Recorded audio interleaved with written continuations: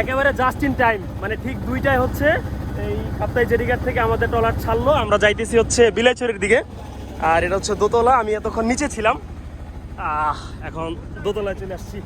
দোতলায় বসবো আর সুন্দর ভিউ দেখতে দেখতে বিলাইছড়ির দিকে যাব। আমার নাম হচ্ছে ফুলেরকান্তি চাকমা, আমি বিলাইছড়ি থেকে। বিলাইছড়ি থাকেন না? আর হচ্ছে যে চাইলে কি আমি বিলাইছড়ি থাকতে পারবো? থাকতে পারবি, সেখানে মানুষ আছে তো, এখানে কথাবার্তা বলতে এখানে থাকতে পারবি। থাকতে পারবো না? সমস্যা নেই। আর যদি ভিউটা দেখাই, দেখেন কত সুন্দর ভিউ ভাই, জোস। এটা হচ্ছে আমাদের কর্ণফুলী নদী, দারুণ। ওই পাশে হচ্ছে আমাদের মানে বিদ্যুৎ কেন্দ্র। দেখেন আমি এই ট্রলারে আমার নতুন বন্ধু পেয়ে গেলাম। বন্ধু, আপনার নামটা আবার বলেন। আমার নাম হচ্ছে ফুলেরকান্তি চাকমা। ফুলে কান্দি? ফুলেরকান্তি চাকমা। ফুলের কান্দি। ভাই ভিউটা জোস, অসাধারণ। মানে কেমনে বুঝাবো আমি, আমার বুঝানোর কোনো মানে ভাষা নাই। একটু পর পর হচ্ছে ট্রলার আসতেছে, একটা দুইটা নৌকা আসতেছে, আর অনেক সুন্দর ভিউ। ওই পাশে অনেক দূরে হচ্ছে পাহাড়, ওই যে অনেক দূরে পাহাড়, মেঘ। মোটামুটি 15-16 মিনিট আমাদের ট্রলার চলার পর একটা বিরতি দিল, মানে স্টপেজ। এটা হচ্ছে আমাদের প্রথম স্টপেজ এই জায়গাটায়। এই এলাকার নাম আমি জানি না, দুইজন নামবে, এই জন্য এই যে আমাদের যে চালক আছেন উনি হচ্ছে থামাইছে। বেশ সুন্দর ভাই, যেদিকে তাকাইতেছি দারুণ লাগতেছে, দারুণ ভিউ। আমাদের ট্রলারে খুব বেশি মানুষ নাই, নিচে কিছু মানুষ আছে, আর উপরে আমরা জাস্ট এরকম 3-4 জন। আসলে জার্নিটা দারুণ লাগতেছে আমার কাছে। আমাদের বোট ছাড়ছে প্রায় 20 মিনিট হয়ে গেছে। আমরা কাপ্তাই লেকের ভিতর দিয়ে যাইতেছি, মূলত কাপ্তাই লেক প্লাস হচ্ছে কর্ণফুলী নদী। এই যে দেখেন আমরা মোটামুটি লেকের ভিতর দিয়ে ঢুকছি। এই যে দেখেন কত সরু জায়গা, এদিক দিয়ে আবার আমরা কর্ণফুলী নদীতে চলে যাব। আর দাদা যেটা বলতেছিল, যখন পানি কম থাকে তখন কি ঘুরে যায়? হ্যাঁ, আবার ঘুরে ওই দিকে, আবার ওই দিকে আর কি ঘুরে যায়। এখন পানি বেশি আছে তাই শর্টকাট মারলো। এই যে আমরা এখন আবার হচ্ছে কর্ণফুলী নদীতে চলে যাইতেছি। এটা হচ্ছে আমার বিনাটাকা বাংলাদেশ ভ্রমণের 61তম জেলা। আর মাত্র 3টা জেলা ঘুরলেই বাংলাদেশের সবগুলো জেলা আমার ঘোরা হয়ে যাবে। আর আজকে তো একটু করতেছি, মানে অল্প কিছু টাকা আছে সেগুলো দিয়ে আমি আজকে ঘুরতেছি, যেগুলো হচ্ছে আমার হোস্টরা দিছিল। আমি জানি না কতটুকু আমি পারবো, যতটুকু সম্ভব দেখি, চেষ্টা করবো। আর মানুষজন তো আছেই, সবাই আমার বাংলাদেশের মানুষজন, তারা আমাকে ইনশাল্লাহ হেল্প করবে, এটাই আমি আশা করি। কত নাম ফলকের মতো ছিল, ওইখান থেকে হচ্ছে বিলাইছড়ি উপজেলা শুরু। আর আমি যেহেতু রাঙামাটি যাব, সামনে রাঙামাটির একটা বোট আছে, খুব সম্ভবত ওইটা। আমি হচ্ছে পিছনে আমাদের যে বোট চালাইতেছেন দাদা, ওনাকে বলছি যে আমাকে রাঙামাটি ট্রলারে উঠাই দিতে, আমাকে মোস্ট প্রবাবলি উঠাই দিবে। বেশ ভালোই একটা জার্নি করতেছি, ভালো লাগতেছে খুব। এটা এখন পর্যন্ত স্টিল আমরা কাপ্তাই লেকের উপর, মানে এটা হচ্ছে বিলাইছড়ির বোট, বিলাইছড়ির বোটে আমি উঠে উঠছিলাম। দাদা থাক, তেলে দেখা হবে আবার। হ্যাঁ ঠিক আছে ভাই, থাকেন। থ্যাংক ইউ সো মাচ দাদা, থ্যাংক ইউ। আর আমি এখন চেষ্টা করব ওই বোটে ওঠার। বোটটা অলরেডি হচ্ছে এখানে স্টপেজ দিছে, থামছে, ইভেন আমরাও থামবো। আমি জাস্ট টুপ করে ওইটার মধ্যে উঠে যাবো। সর্বনাশ, আমাদের ওই বোটটা তো ছেড়ে দিছিল, আমি জাস্ট এখানে ছিল মাত্রই ছেড়ে দিল, দেখি উঠতে পারি কিনা। উঠলে একটা ভালো অ্যাডভেঞ্চার। একজন আমি ছিলাম হচ্ছে ওই বোটে। দাদা বাই বাই।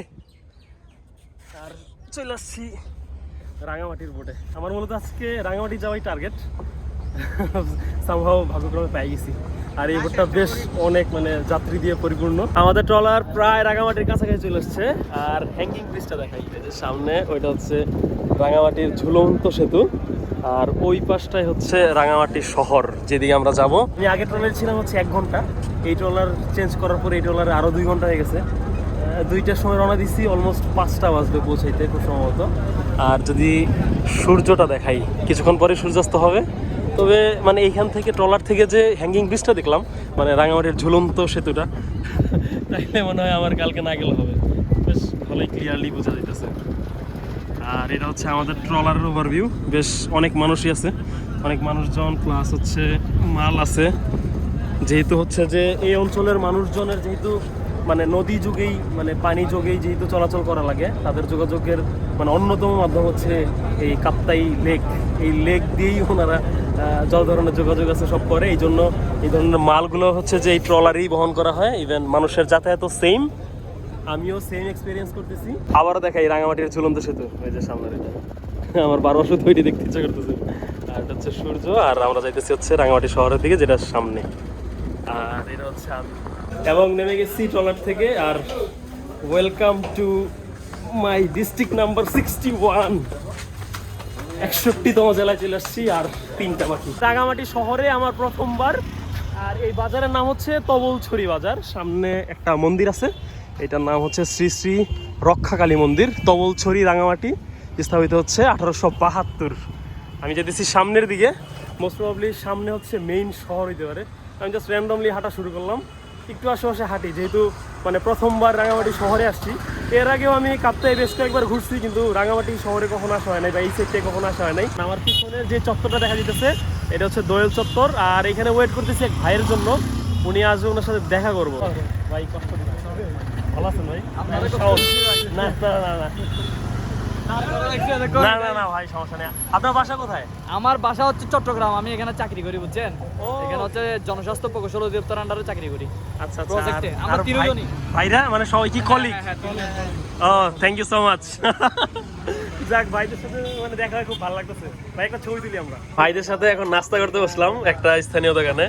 এখানে আমরা পেঁয়াজু নিছি আর নুডলস নিছি। আর এই জায়গাটা হচ্ছে একেবারে মানে দেখা যায় না, দোয়েল চত্বরের পাশেই। আমরা এখন হাঁটতে হাঁটতে একটা পার্কে আসছি। এই পার্কের নাম হচ্ছে RHD, মানে লেক ভিউ গার্ডেন। মূলত এটা হচ্ছে রোডস অ্যান্ড হাইওয়ের একটা পার্ক।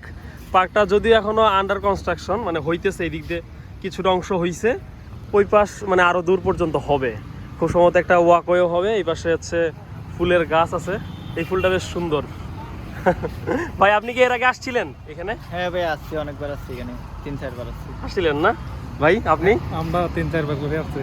কেমন লাগে এই জায়গাটা? খুব সুন্দর লাগে, ভালো লাগে এখানে, প্রাকৃতিকগুলো খুব ভালো লাগে। সায়েদ ভাই, আপনি তো এখানে অসাধারণ ভাই, 6 মাস আছেন তাই না?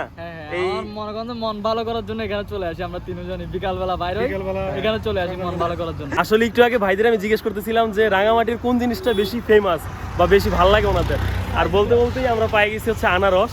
মূলত রাঙামাটির আনারস অনেক বিখ্যাত। এই যে এক চাচা বিক্রি করতেছে। চাচা কত টাকা করে একটা আনারস? জোড়া 30 টাকা। জোড়া 30 না? এই যে সাইজ যদি দেখাই, যে এরকম ছোট ছোট সাইজ। এগুলো কি মিষ্টি হয় সাইদ ভাই? অবশ্যই মিষ্টি হয়, এগুলো তাই? অবশ্যই মিষ্টি। হ্যাঁ ভাই মিষ্টি কি আসলে হয়? আসলে মিষ্টি, অনেক মিষ্টি। আমরা 3 দিন আগে খাইছি। যে আমরা এখান থেকে আনারস নিলাম, এই যে চাচা কেটে দিছে। মিষ্টি হবে তো? মিষ্টি না হলে কিন্তু টাকা দিব না। মিষ্টি হবে। এই যে আমাদের লবণ মরিচ দিয়ে দিছে। ভাই নেন, দিলাম 10 সিস্টেম দেওয়া। নেন প্লিজ নেন। এই সবাই মিলে খাই, নেন এখান থেকে সবাই। আর আছে তো? একই তো, নেন আমিও নেই। ভাই মিষ্টি মিষ্টি না, সিরিয়াসলি রাঙামাটির আনারস মিষ্টি হবে, এটাই স্বাভাবিক। একটা জিনিস দেখছেন, ছোট জিনিস এত মিষ্টি। ছোট তারপর মিষ্টি। এই যে মানে মরিচ দিয়ে দিছে আপনার, বিট লবণ, এটা না দিলেও হয়তো এতটা মিষ্টি। চাচা আপনি প্রতিদিন কতটা আনারস বিক্রি করেন? এই 700-800। 2700? জি। ওরে বাবা, হিউজ। আসলে এখন যেখানে আছি এখানেই আজকে রাতে থাকবো, তাই না ভাই? এখানেই থাকা হবে।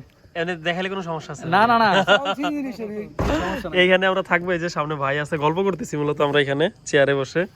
আর আমাদের হচ্ছে বাজার করতে যাওয়া লাগবে, এই জন্য এই যে ভাই গাড়ি বাড়ি করতেছে। ওসাদ আমার কি নিবেন? হ্যাঁ হ্যাঁ, আসেন। আমাদের বাজার সদাই করার জন্য ওনারা যাবে, তাহলে আমিও যাই। তাহলে আমি পিছনে উঠি।